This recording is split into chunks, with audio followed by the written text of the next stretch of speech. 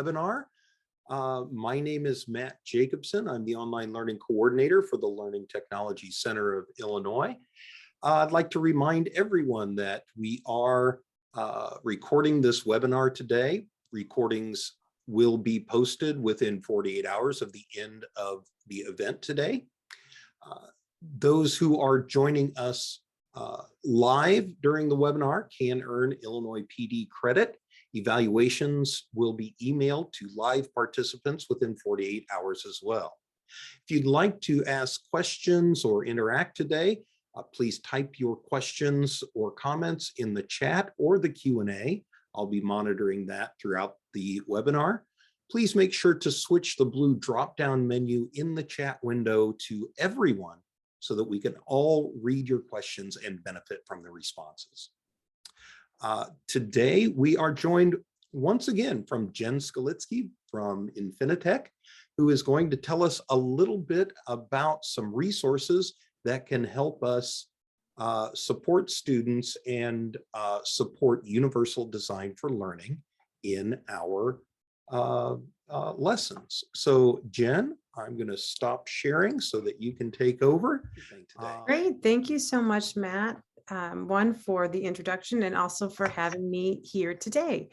So hopefully you're all in the right spot using Google Chrome to support universal design for learning. This is me. My name is Jenn Skalitzky. As mentioned, I am from Infinitec. I am an assistive technology facilitator. I've been in the field for over 20 years. I've worked at Infinitec for about 15, and prior to that, I worked at a special education cooperative, and I truly love what technology can do for all students. And that's my email. I always welcome email questions or comments at any point, even if it's after today as well. As mentioned, this webinar is brought to you by a number of people. First and foremost, again, thank you, brought to you by the Learning Technology Centers of Illinois.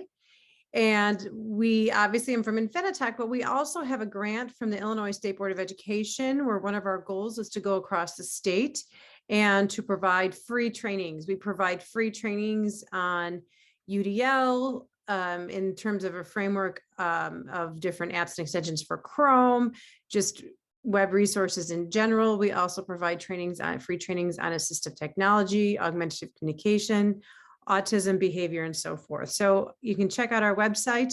There are those free resources and many more. And because this is a grant, we also like to track all the individuals that we have in our presentations. And we're a nice small group today.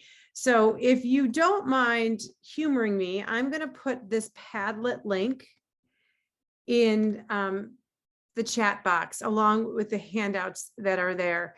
So if you could go ahead and open up that bit.ly, and it's going to take you to a document that looks like this. If you can, oh, actually I fibbed. I changed things around right before. So if you just, I'll make life easy for today. If you could go ahead and type in your county just in the chat box, that would be most appreciative.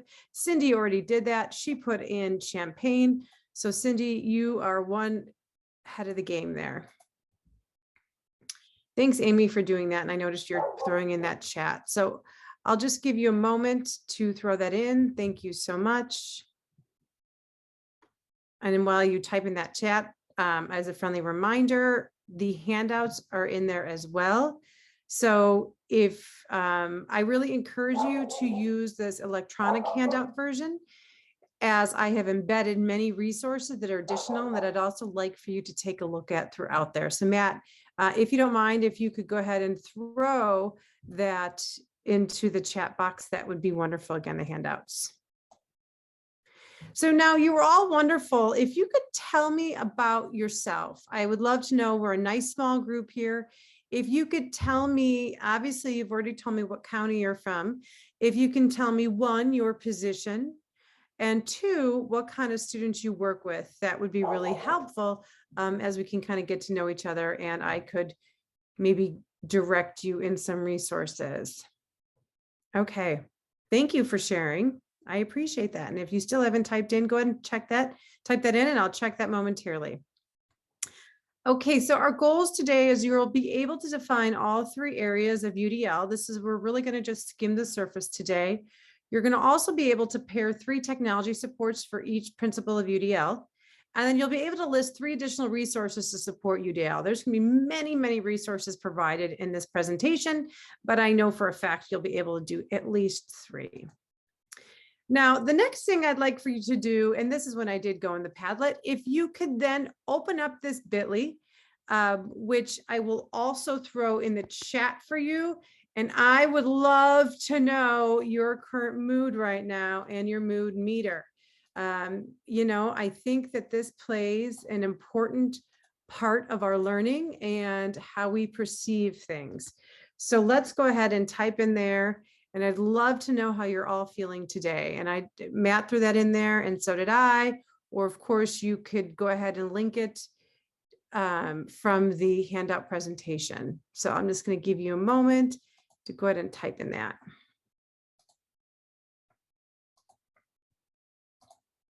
And the good news is that I purposefully set up this Padlet so you can, you're anonymous. So if you're exhausted and pooped and tired, you can throw that in there. Okay, we've got a groovy and at ease. Well, I like these so far. That's great.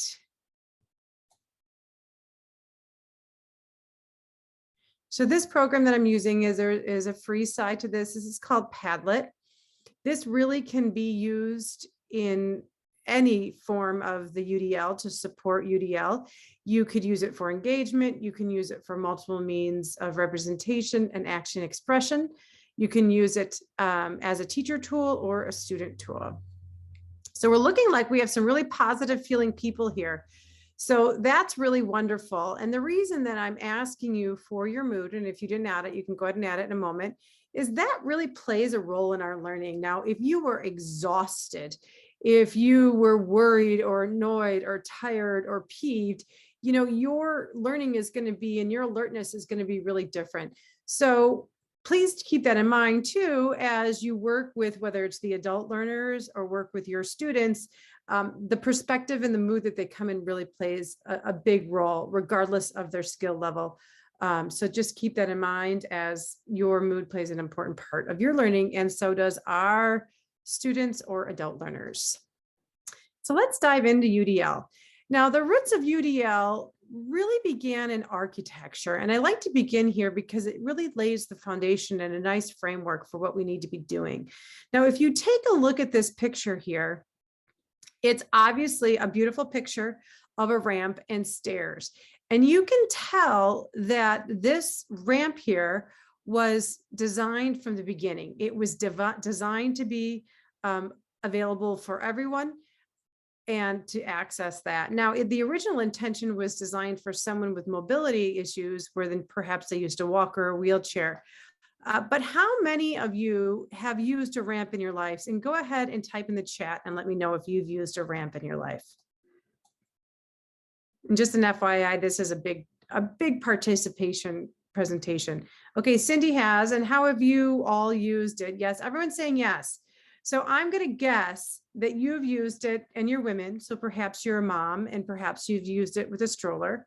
I know that I've used it with a bike. Much like probably all of you, when you're going into school buildings, you're always carrying a lot of stuff.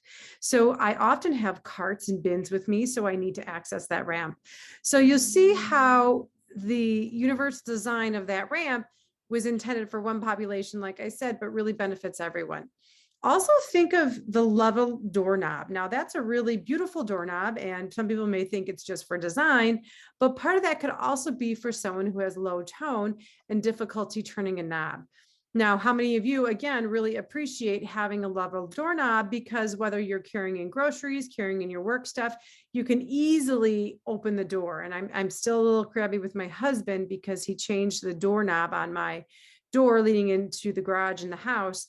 And I often have stuff with me, and I really miss, opening that with my elbow. So you can see how that's universally designed. Also, the microphone on every single device we use, right? We can all speak our messages, speak our texts, speak our emails. again, originally intended for a population who has fine motor issues, unable to type, but we all benefit as perhaps it's easier. I'm not a good speller, so I often like to use my voice to type. So that is, again, a feature intended for a very specific population, but beneficial for everyone.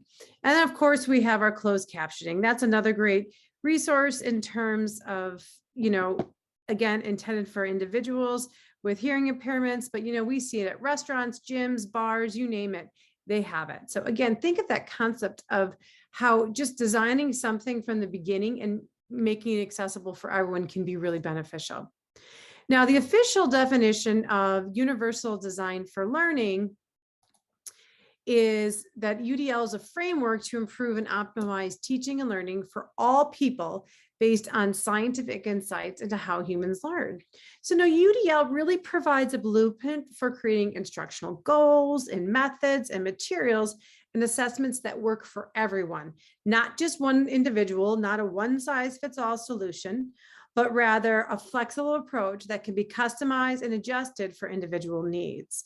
And UDL really calls for educators to employ those principles. And it's based on 3 networks of the brain. So the first one being the affective network. So that's the why of learning. How are we going to get learners engaged and stay motivated? How are they challenged? How are we keeping them interested?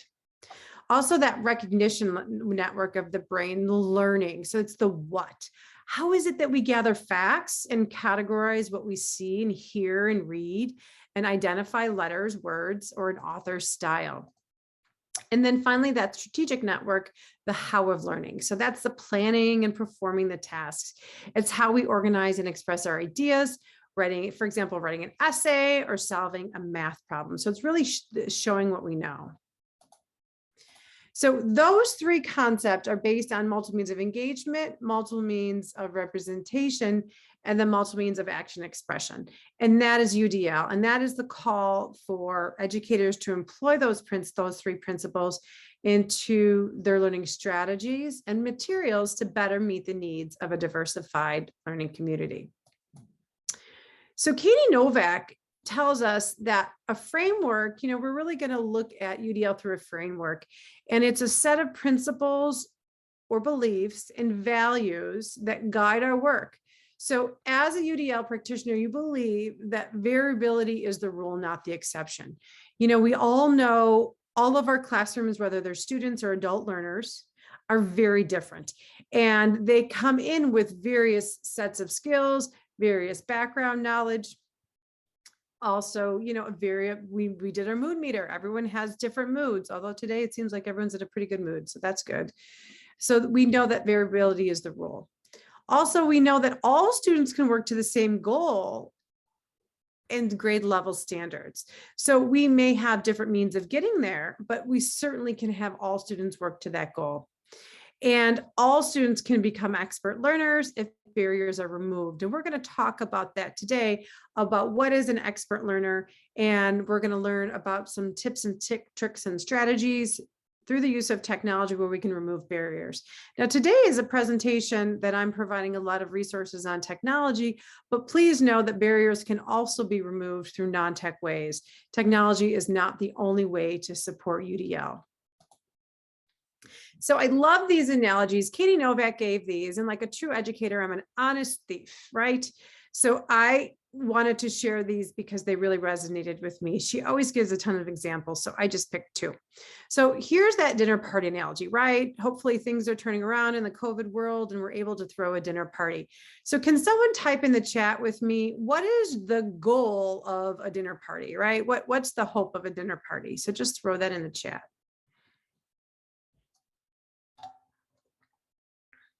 Good conversation. Okay.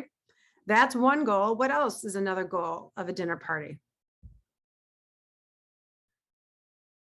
I'll give you a hint. It's in the title. Thanks, Matt. Good food and full bellies. That's right. One of the main goals, everyone to enjoy is at this company, right? So you want to have good food, good conversation, and to have a good time. And if you think about that, there's multiple ways to do that, right? We can make sure everyone's having a good time and we have to make sure that everyone has good filled bellies, right? So what happens now if I decided to only serve one dish that I often had growing up? Katie Novak does the tuna casserole. I'm going to do the chicken and broccoli casserole that we often had as a child growing up. Now, would that be necessarily a good dish to serve at a dinner party? Probably not, because we know right off the bat that I may have some friends that have gluten intolerance. Perhaps they're vegan, perhaps they're even vegetarian. So I know that is not something that I'm going to serve. And I'm going to, from the beginning, create a menu of items that can be enjoyable for all. So I'm going to make a salad. I perhaps do have a meat dish, but I definitely have also a potato alternative. So I know that someone has something to eat at all times. Now, I'm perfectly fine eating vegetarian food. I'm not a vegetarian, but that day, you know, maybe I'm deciding that I want to be a little healthier and not just eat vegetarian, but I'm going to eat vegan. So I'm just going to eat up that straight up salad, right? And do that. So you right off the bat, you're making sure that everything's accessible to everyone. And I'm kind of along the lines with Matt. If you have a good food and good bellies, you are well on your way to having a good time. So that's the first step, right, into a dinner party, is making sure everyone has their food and drinks as well. You know, you may serve pop, water, and wine, right? There's options for everyone. And I also love this analogy, and this kind of resonated with me as well. And this is a ski mountain analogy. And I am a new skier. I started to ski in my early 40s when I was 44. So I've only been skiing, gosh, for about 4 years now. And and if you're not a skier, that's quite okay. You can still kind of understand the analogy. But when you are skiing a mountain, they have different runs, and you see by the colors, those are different runs. So there's green runs, which are the easiest, blue runs, which are the medium, and then the black runs, which are the most difficult, diamond runs, right? And they even have double black diamond. So for me, I know right off the bat that I am not a strong skier. So I'm primarily going to be using the green runs. Now, my husband is a much better skier than me, and he's been skiing for well over 20 years. And he's going to ski the blue and black runs, right? Because he has those skill set. But this mountain has something for everyone. And if you think about it, what's the goal of skiing?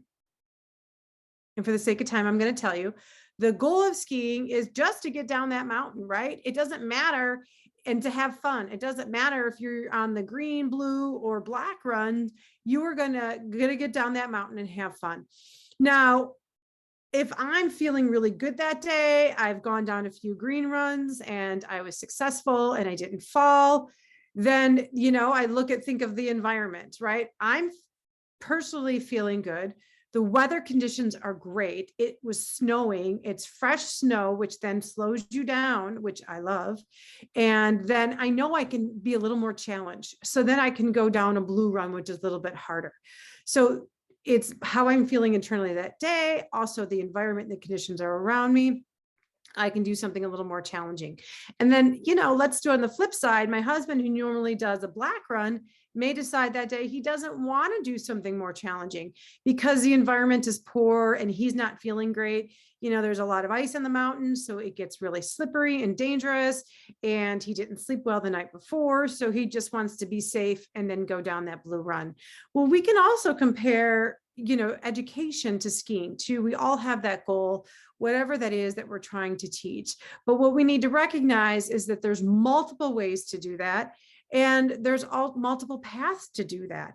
And it's not just one factor that decides the path. It's a number of factors. And again, back to that variability can change all the time. And that variability that we have inside the classroom, you know, can dictate which path we take and all those other factors. So really kind of think about that in terms of how you set things up for your environment. You know, the dinner party is really kind of a nice UDL analogy.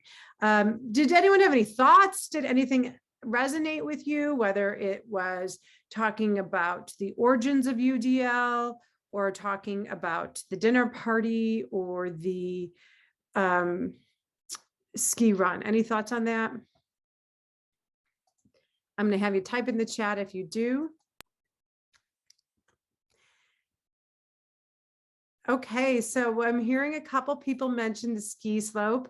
And I have to be honest, I just heard the ski slope, I think like a week or two ago. I really liked it too. I like that it brought in that environmental piece because I think that's so important that we don't always recognize that environment as playing such a factor and a variable.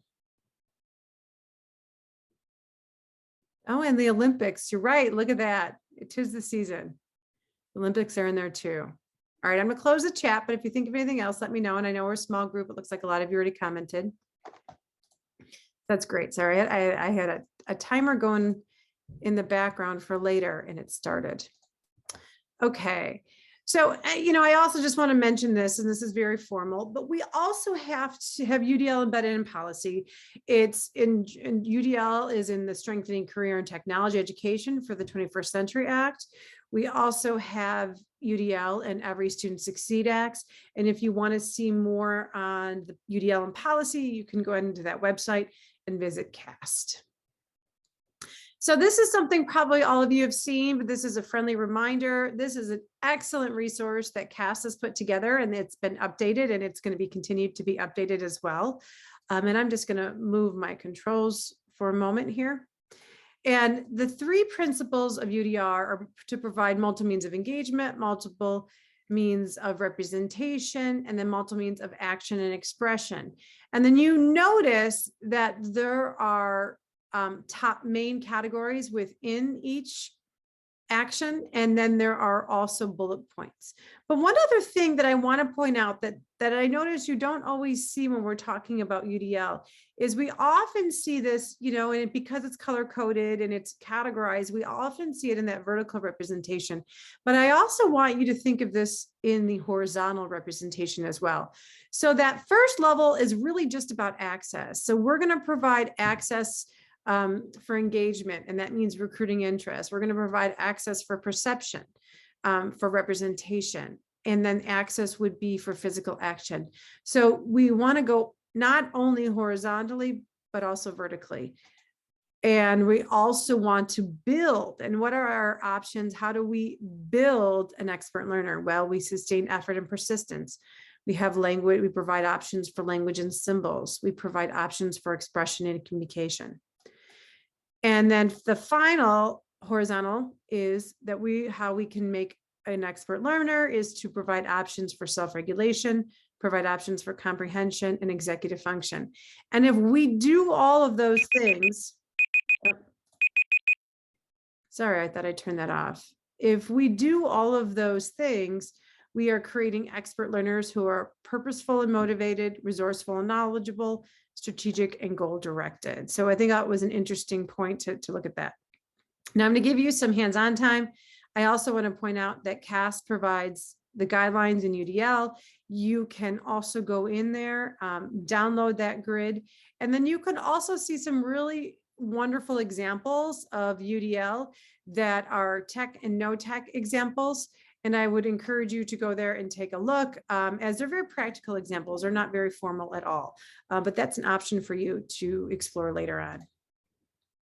And again, we really want to create this concept, and I love this concept. And when I first read about UDL, I thought this was such a powerful statement that our goal in education, and especially as we are, a lot of people here work with adults learner too, I think this would resonate with you, that we are to create lifelong independent learners so they know what tools we need to meet our needs, right? You as adults know how to be independent learners. And again, if I had you type in that chat, if we had more time, I'd love to have a conversation to hear how you all are independent learners, right? How do you make sure that you're learning? What types of things do you need? And we need to empower our students so they have those skill sets as well. So we really do want to create those independent learners so they have the tools to meet their needs. And so let's take a quick look here at multiple means engagement. And if you remember, there are 3 areas that I showed you in the grid. The first one is to provide options for self-regulation. And this is so important. And especially in current day environment, we really need to make sure that we need to educate our students how to be self-regulated. We had some tech issues right before this webinar started. And of course, it kind of is makes you kind of nervous as a presenter, like, oh no, is my technology not going to work? Are things not going to go well? But I had some ability to self-regulate, and I knew how to make sure I was calm because I was taught those skills and I've practiced those skills. And what worked for me may not be working for you, but we need to provide those options to self-regulate. And that could be, covering every emotion under the sun. Also provide options for sustaining effort and persistence. So how do we get our students to sustain that effort and to keep going? Are they on the right track of doing their assignments? Are they doing what they're supposed to be doing for their assignments? And then finally, providing options for recruiting interest. So how do we keep coming back for more? How do we keep them engaged and interested in that assignment? Are we offering choices? Are we being respectful of their cultural backgrounds and making sure that they're interested in that? So there's a number of ways you can do that. We don't have time to get into everything because we only have an hour and there's a lot to cover, but know that interactive webpage gives some really great examples and some resources. Now, I would say that the technology tools for engagement aren't as great as all the other areas. However, with that being said, I think it's really important to realize that many of the tools that I'm going to share with you later on underneath engagement and representation are also really helpful in providing self-regulation or tools for engagement. So for example, if I'm talking about, I know I wasn't going to go deep into this, but for example, if I'm talking about self-regulation, if we work with students with special needs and autism, I perhaps may make a social story with a online book. If I'm talking about options for sustaining effort and persistence, I may make a checklist of some sort. I may create a rubric in one of the technology programs that I have in one of the other categories. So it's really one that bleeds over into another area. So keep that in mind.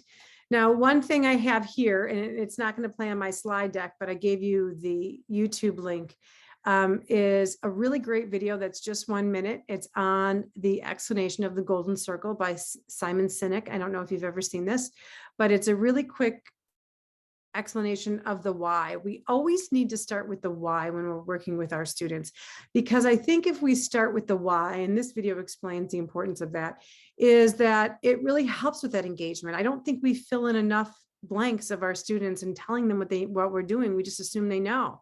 So I think keeping them educated can really help in that engagement piece of why we're doing something. So I really like that video. I would love for you to check it out in a moment during your hands-on time. And then another thing that you can explore is, the why is always the goal. So this is a wonderful resource that I like to share and use, and it's UDL tips for developing learning goals. And it helps you develop those learning goals. And I think it would be helpful that it would also translate into adult learning as well. So you can watch those two resources on the why and developing those goals of the why. Now, you may be looking at that chart that I showed you earlier and think, wow, where do I start? That's really hard to pick just one area. So I challenge all of you, and all of you kind of have similar but diverse backgrounds in a sense that some of you are adult learners, some of you work with students, you have different positions. But think about the low-hanging fruit, and that's what the picture of the dog is, that proverbial low-hanging fruit. Think of the barriers right off the bat in terms of engagement, and then look at that checklist or the bullet points and see what you can do to remove those barriers. For some of your students, it may be self-regulation. For some of your students, it may be the ability to stay on task and know what it is that they have to do. So they really need a checklist. For some students, it's keeping them engaged and recurring that interest. So think of the barriers that are really apparent that you have right away, and start with those. Start with that low-hanging fruit, as that's going to be an easiest place to start. And that's going to be different for every classroom, and that's going to be different for everyone that's online today. So keep that in mind. Now, like I said, probably multi-means of engagement has the least amount of tech tools, but it really bleeds over into the other areas. So what I want to do now is I want to take, I set out 5 minutes, but on the other tab, I did a 3-minute timer because I'm worried about time now. I want you to, in this 3 minutes, is you could look at that Simon's, the Simon Dweck tool of where you're going to start out, the golden circle. You can also look at that UDL resource for goal setting. And then you can also take a sneak peek at this link here that I gave you. And that's why I really encourage you to go to your handouts. I had listed a number of tools for multiple means of engagement. Now you're probably wondering why I put on Google Calendar. Well, that can help with, staying on task and understanding what it is you have to do. I put Google Keep because that's to-do lists. So you'll notice, other resources such as Orange Slice or Kathy Schrock's Guide to Rubrics, right? Providing rubrics for our students so they know exactly what it is they have to do. And then I've also, just put yoga and meditation for YouTube because there's some wonderful things there. So I'm going to set the timer. Again, I'm going to throw the handouts in the chat. And then what I'd like for you to do is to spend some time exploring and take a look at that, all that's there, and to check out. And then we're going to come back and I want you to have a reflection, either to share something that you've learned, and I know we don't have a lot of time, or a tip or trick, whether it's tech or no tech, that you find helpful in fostering multiple means of engagement. So, so keep that in mind too. So I'm going to go ahead and throw that handout link in there one more time. And I'm going to set a timer and I'm going to have you explore. I'm going to play some mood music. And if you decide that you don't want to listen to it, you just go ahead and mute it. So go ahead and start. You got your 3 minutes. And I'm going to do a little bit of UDL here. If you would like to share anything, you can do one of 3 things. You can go ahead and ask to be unmuted, and Matt will happily unmute you so you can verbalize. If you want to share anything that you do that's successful to provide multiple means of engagement, or if you saw something neat, I know you only had 3 minutes to explore, but if something that you want to check out further, you can verbally say it, you can throw it in the chat, or you can also go to the Padlet, and that way we can also have some additional kind of handouts that go along with what people say. When I do this training, either half day or, 3 hours or face-to-face, we tend to get a really nice list of additional resources out of this Padlet. But I know because we're only presenting for an hour today, it may be minimal, but please know you can do it multiple ways. Orange Slice, that's a, Danielle, thank you for sharing. That's a really nice add-on for Google for creating writing rubrics. And you can also customize your own rubric. So check that out. And if you like the concept of creating rubrics, which I think is important at every grade level, is also check out Kathy Schrock's Guide to Rubrics. She has rubrics for everything under the sun. Thanks. Thanks, Danielle. Oh, thanks, Cindy. So Cindy watched The Golden Circle by Simon Sinek. And if you'd like to learn more, there's definitely lengthier explanations. I just wanted to give you something quick today. All right, well, keep up the chat and I will check in on that, and we will jump to multiple means of representation. And again, so many wonderful resources. And if we're looking at that blueprint provided to us by CAST, it tells us that the main 3 areas of multiple means of representation, we have to provide options for perception. So how we perceive things. If we only have paper, we really can't manipulate that, right? So what does that do for someone who has a vision impairment? We can't make it larger, we can't make it smaller. And of course, that may be someone for a vision impairment, but I personally like to see things in a larger font size than something that's smaller. So we want to be able to change the way something is perceived. We may want to change that background information. I personally do not like yellow backgrounds. So, but it just is something as a personal preference. So if I can change it, I'd really appreciate that. So it's how we perceive information. We also want to provide options for language, mathematical expression, and symbols. How can we define vocabulary? How can we define mathematical expressions? Do we use text to speech? Also symbols. Symbols can be really helpful in explaining some things, but for some people that may be even more confusing. So we have to provide a range of options. Also provide options for comprehension. And as educators, I'm sure many of you do this, but perhaps now you'll take a more conscientious view at this. And when we're providing those options for comprehension, we're going to provide background knowledge. We're going to use text to speech. We're also going to use video to help enhance that. So there's a number of ways that we can provide multiple means of representation. We know that providing multiple means of representation really allows all of us to better understand something and to provide that. So again, we're going quickly through all this as it just is just a quick intro, but how do we start? Think of the variability that you have in the classrooms that you work with, whether it's for the students or the adults, right? So what are those barriers already that you're going to start out with? Now, I'm going to give the example of students. Right away, I know that we're going to have some struggling readers. So I'm going to have text to speech. I also have some English language learners. So I'm going to provide some vocabulary supports. And I also know that many of my students do better understanding video. But some of my kids get really distracted when I show video. So perhaps I'm going to use something like an ed puzzle, and that's on our list of resources, where the students can watch a video and it embeds some writing support. So you can see there's some crossover there. So right away, I'm going to choose that low-hanging fruit for representation. And what UDL tips, tricks, and strategies can I implement in my classroom to help provide that? So that's where I'm going to start. And that is going to be different for all of you that are online today in terms of the students that you serve, those low-hanging fruit and what barriers you're going to walk right into day one at the end of August. So again, we're going to look at these tools through the UDL lens.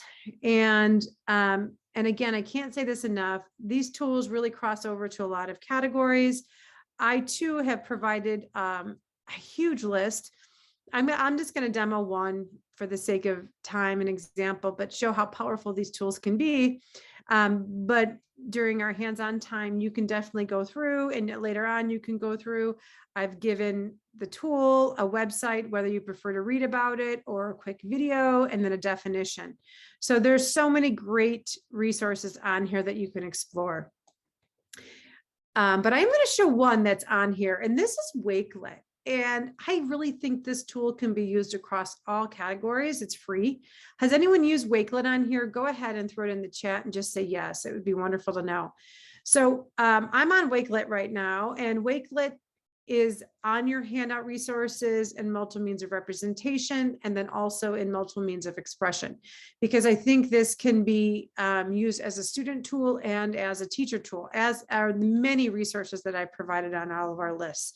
And I like Wakelet because you can use it from, a very young age all the way up to, 12th grade or adult learning.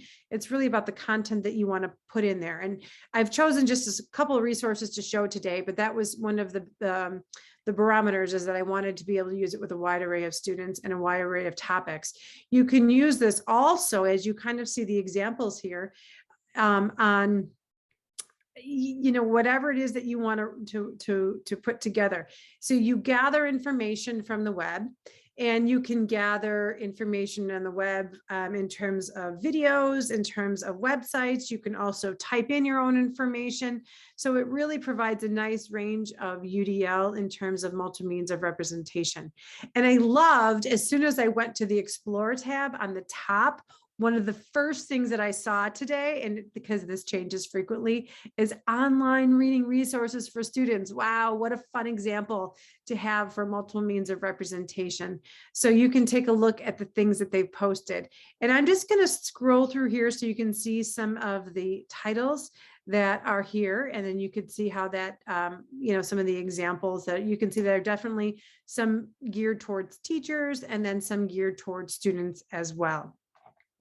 But then, of course, we could only search, like maybe I want to learn about lions, right? So we can see what's been posted about lions. And you can see that there's a number of things that have been posted about lions. And I'm just going to click on this lion here. It's a beautiful lion, and it's about the cutest and biggest lion. So we're going to guess right off the bat, this is written by someone at a younger age, right? So again, it goes to show any age can do this. And I love that this student put in pictures because that meant a lot for her when she's sharing her project about lions. She also added some text she wrote in. She added a video. She also added some websites where you can read about articles about lions, some things about the National Geographic. So this is a student that gathered information about lions, but you certainly can use this as a teacher tool to gather that information that you want. So if I wanted to do a UDL presentation, I certainly can, do a whole wakelet on multiple means of representation and throw in my resources, throw in some articles that I want you to view, throw in some videos and some self-directed learning. So you can go down and do this. Now it's free. You can set it up by classrooms. You can embed it in your Google Classroom. It's got a ton of great features. So I just wanted to show you one on the list so you had an idea of what that looks like. But again, I'm going to set a timer for 3 minutes. I know we don't have a lot of time together today, but I want you just to be able at least to peruse the resource I gave you. Also, if you want to share anything on the Padlet in terms of what you use for multiple means of representation, go for it. Or if you want to verbally say it or throw it in the chat, I welcome that. I know I put the 5-minute timer. I've got the gift of gab. So I want to make sure and be respectful of your time that we get out of here. But go ahead and take a peek. And if anyone wants to hear anything special, any music, let me know. I'm happy to play your tunes as well. So I'm going to go ahead and start that 3-minute timer and go ahead and play. Go for it. And let's have a little reflection. I know you didn't have much time, but did you see anything that intrigued you that you want to go in and take a look further? Or is there something that you'd want to share that you find really helpful with to foster multiple means of representation? And again, you can unmute yourself. We'll unmute you, or you can throw it in the chat. Okay, so Danielle, if you work with students with more complex needs, that's a great resource. I should mention, Danielle, that I put it under multiple means of representation. And just for all of you know that it's an online book, and it has probably 50,000 books that are written at a very low literacy level. And it will read books out loud. Now, that was in representation, but it also can be a student tool as well, as teachers and students can make those books. There's also a companion website called Tar Heel Shared Reader that talks about the shared reading experience, just to kind of dive in a little bit deeper. Yeah, Wakelet's great, Amy. It's great for a range of students, high incidence to low incidence to honors to any kind of kiddos. It's really helpful. Anyone else want to share anything that either they saw or what they use to foster multiple means of representation? Again, type in the chat, unmute, throw it in Wakelet. Not Wakelet, Padlet. Too many lets.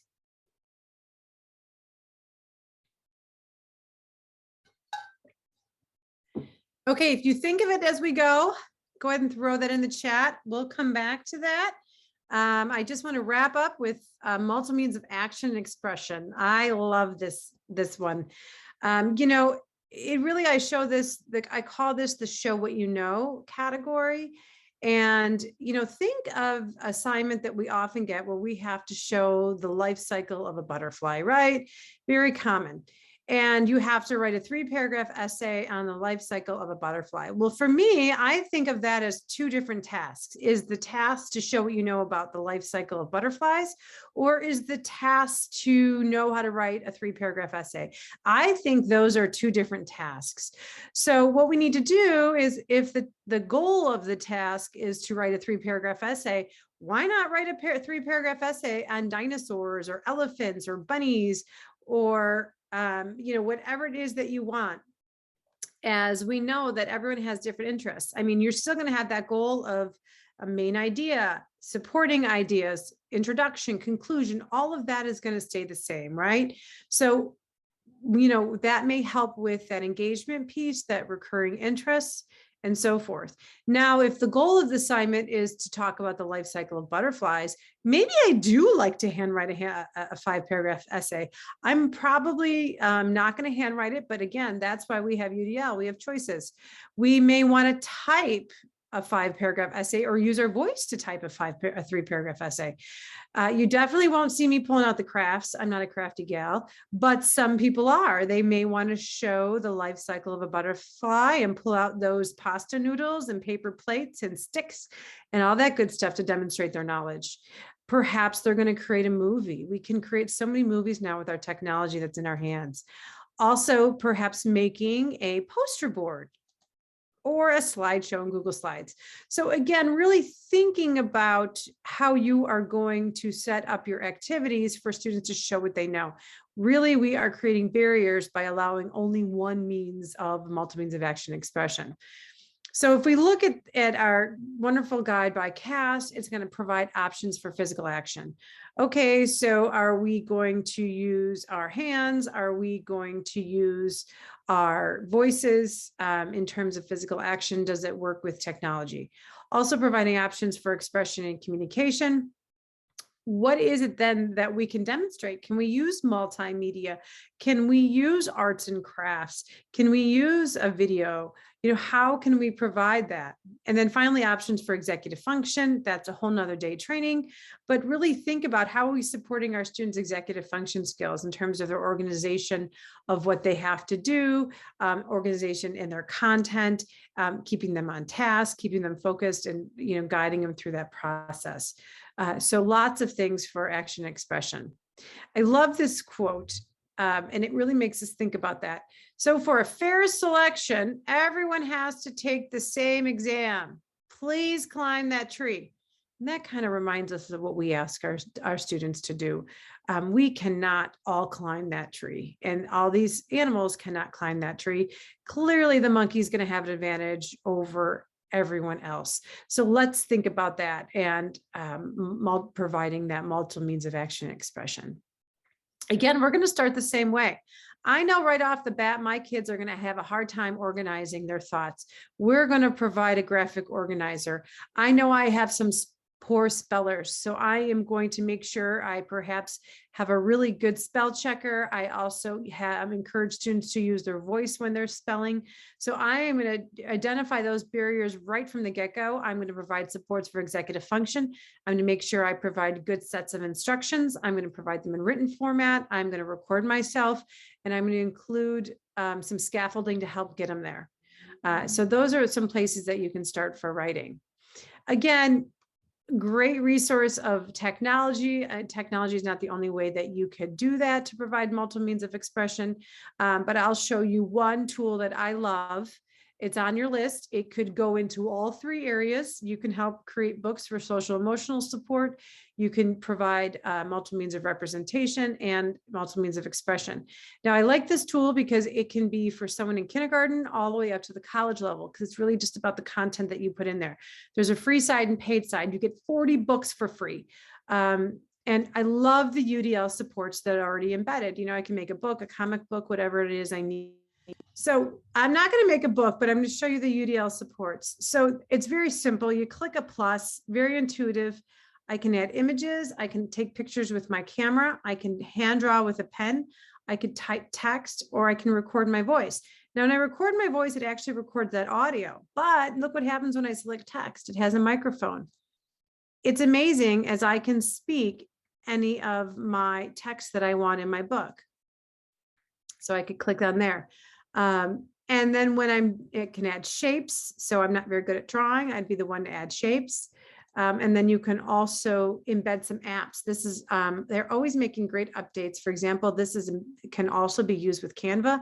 So you can import some Canva templates for your writing, just such amazing things. And then when you're done, you can have the book read to them. So there's that multi-means of representation support. And then you can also share it with others. I know I didn't have time to go into it as we're kind of wrapping some things up. I know we got a few minute late start and I want to be respectful of your time. So what I'm going to ask you now, since we're kind of at the end of time and I'm not going to give you your last 3 minutes, if you could share some ways that you really do foster multiple means of expression and or even if you've never considered that in terms of your classrooms, can you think of ways, and perhaps even in your past school experiences, where you thought that would be really helpful to provide multiple means of expression? So I'm gonna hold off on the hands-on time, and I'm just gonna ask for you to kind of share your resources or your thoughts on multiple means of expression. And I'm gonna be quiet for a moment. And as always, when I'm talking about UDL, I want to provide additional information. So if this is something that you want to dive into and go a little deeper, I provide you with 3 additional resources for those of you, or perhaps you're more advanced and you want to jump to the next level. This is a great resource. It's called UDL Strategies to Provide Specifically Designed Instruction in the General Ed Classroom. And the reason I like this resource, and you're going to say, Jen, it's 9 pages, but I love it that it gives a support services flowchart, and I'm not going to go to every level, but it really is a very simple layout, and it talks about universal supports for all. And that could be something on the left-hand side. And then it talks about additional supports, just 504 IEP, or when we look at something a little more specific, such as small group instruction. And then it also talks about data collection methods. And I know I'm going to make you dizzy, but it really provides some nice resources in a very simple manner. So for those of you that want to go deeper, you certainly can do that. I also love, this is a 1-page flow chart on UDL. So this is also a really quick, great resource for getting started. And again, anything that's underlined is hyperlinked. And then finally, if you want to take a look at what UDL lesson plans look like, you can go here and to take a look. So hopefully you've learned some things, learned some resources, and have a whole lot in your back pocket as you move forward in implementing UDL and considering implementing UDL, whether it's in your building or your district or your co-op. So if there's any questions or comments, I welcome them now. I'll stay online for a few minutes. Or you can always contact me at a later time. And again, if you're interested in having a presentation at your building, we'd be happy to do that for you. Simply go to this website or email me and I could give you the request form. If you like a 1 hour, 2 hour, 3 hour, all day increments. As you can see, there's a lot of information here and why we'd want a lot of time. And to think I only picked 1 tool in each area and still ran out of time. But it was great to be with you. So I do appreciate it. And then here's my contact information. I'm going to throw up the chat. And see. So Amy, simply allowing adults and students the opportunity to respond anonymously. Yeah, kids are nervous. Adults are nervous about giving answers. So it's nice if you can provide different ways to do that. Glad you enjoyed the resources. You're welcome, Danielle, as well. And once again, Jen, thank you all very much. And thanks to everyone who joined us today. Thank you so much. Have a great, safe evening. Thank you. Thanks, Matt. I appreciate it.